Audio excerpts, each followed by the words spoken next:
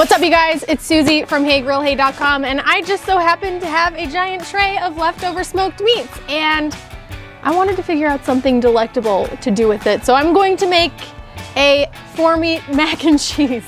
Over the top, ooey gooey, absolutely delicious. Let's do it. Before I get started on the base of my mac and cheese, I'm gonna go put my pan of leftover meats onto the smoker. This is gonna warm it up, give it a little extra smoky zhuzh, and bring it back to life before we top our mac and cheese with it.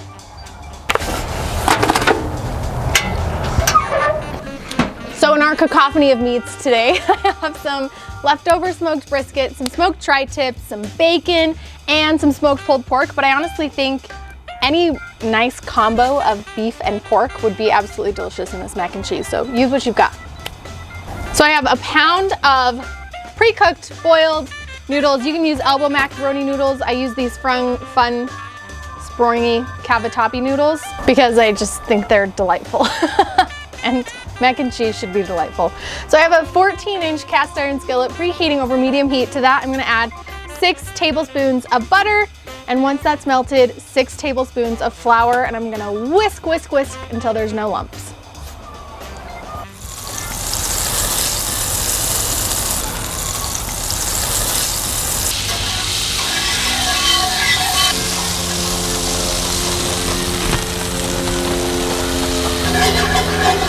This is a really basic, simple roux.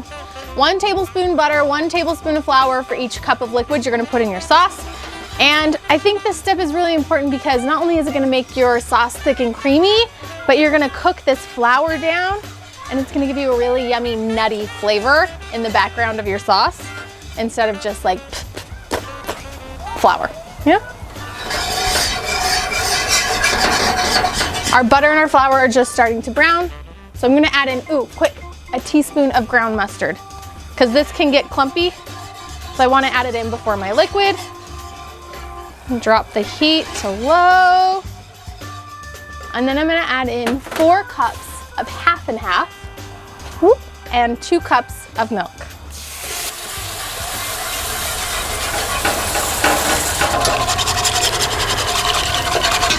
Turn my heat back up, add the rest of my milk. And if you see any little lumps, that's okay. You're just gonna keep whisking and whisking and whisking, and as the milk heats up and comes to a boil, all those tight little pieces of flour are gonna release, and you're gonna have a nice, smooth, beautiful sauce. I have a lot of mac and cheese recipes. I appreciate that. I have a bacon mac and cheese, a smoked mac and cheese, a jalapeno popper mac and cheese. I have a Gouda mac and cheese. I love mac and cheese. This is like a little bit different though. We're doing all white cheeses. So it's gonna be a white mac and cheese. You look like you're being attacked by grills and smokers. Are they closing in?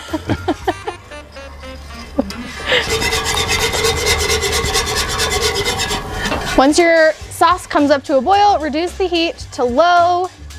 You'll start to see it get nice and thick and creamy. We're gonna add in 4 ounces of cream cheese. And then I'm also gonna add in a little bit of seasoning. I'm gonna add in about a tablespoon of my beef rub. This is a great all-purpose seasoning. Some salt, some pepper, some other yumminess in there. Get that all whisked in until the cream cheese is melted, and then we're going in with our shredded cheese. I have about 12 ounces of shredded sharp white cheddar cheese and 6 ounces of shredded Gouda cheese.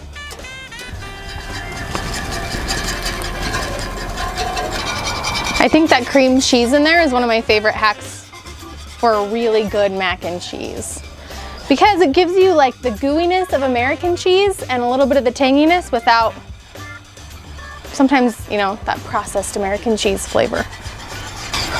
Temperature is on low, in goes the cheese.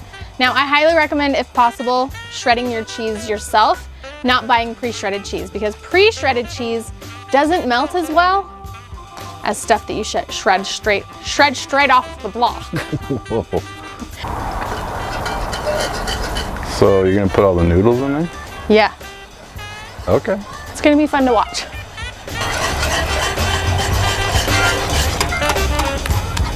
Ooh, that looks good.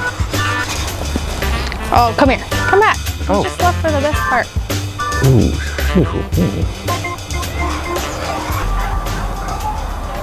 This is a good looking cheese sauce. Okay, I'm actually gonna turn off the heat here because we don't want that sauce to come up to a boil again. Otherwise, the cheese will separate and get gross. I'm gonna carefully stir in my noodles, hopefully not explode them over the top of the pan, and then pull out my meat.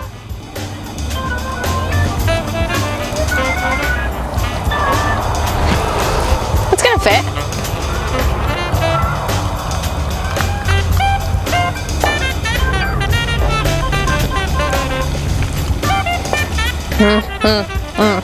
I'm feeling really good about my noodle choice as I see this like ooey gooey sauce go in between all of them.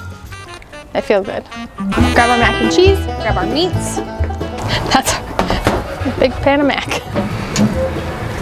Oh, look at that. We got even more smoke on our smoked leftovers. Nothing wrong with that. It smells good. Okay, how do you want to do this? Do we just jumble it all together? Do we divide into quadrants? I vote quadrants. Then you can like pick and choose, you know? I like quadrants because I can tell you right now, some of my kids would probably rather have the pulled pork mac and cheese, and some would probably rather have the brisket mac and cheese.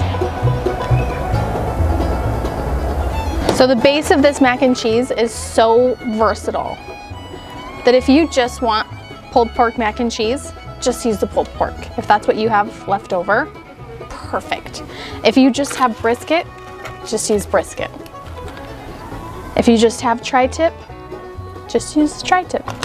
This would also be awesome with like leftover pulled beef, like shredded beef from a chuck roast. This would be delicious with burnt ends on top. Limitless possibilities of meat mac combos.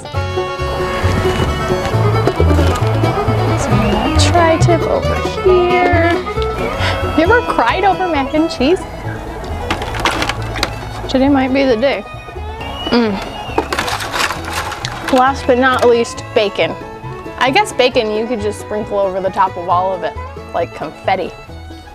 Now, if you wanted a little extra smoke flavor on your mac and cheese or your meat, you could pop this back in the smoker, I would say for another 30 minutes or so before eating. But I think with all the smoked meats we have on top, it's gonna be plenty smoky. So I'm just gonna eat it. One last recommendation that I have for you. If this is your speed, drizzle the whole thing with a little bit of barbecue sauce. The meat is really rich. The sauce is really rich. A little bit of barbecue sauce on top will lift everything. You'll have the acidity, you'll have a little bit of sweetness. It's gonna be perfect. I'm using my everything sauce. This is like my favorite Kansas City style sauce. You can grab some for yourself in my store and just give that a real luscious drizzle.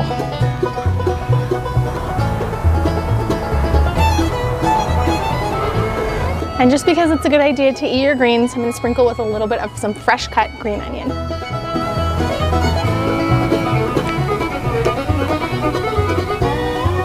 Man.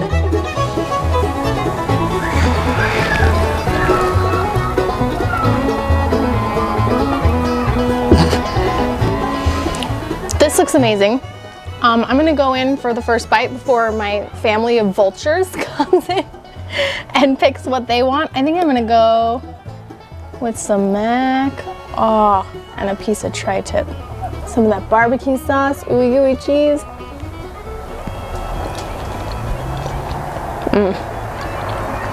That is so good. I really feel like the white cheddar and the Gouda are the right cheese choices to stand up to all of this awesome smoked meat on top. The mac and cheese stands on its own, the meat stands on its own, but together, it's like a flavor explosion and neither one overtakes the other. That was just fantastic. What do you want to try? Oh, come here, you get me? to try, yeah, you get to try a piece before the kids come too. Taste test talk, here's a fork. So good. I always want brisket, but I'm gonna do bacon in there too. Bacon and brisket. Oh, I like that you can combo. Yeah, get down into the noodles. Come here, noodle.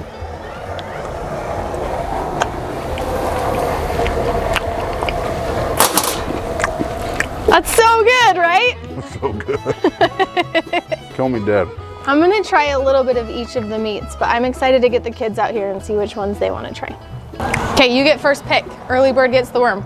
Tri-tip mac and cheese, pulled pork mac and cheese, brisket mac and cheese, or bacon mac and cheese? Brisket. Brisket. Yeah, buddy. I thought he would be the brisket mac and cheese child.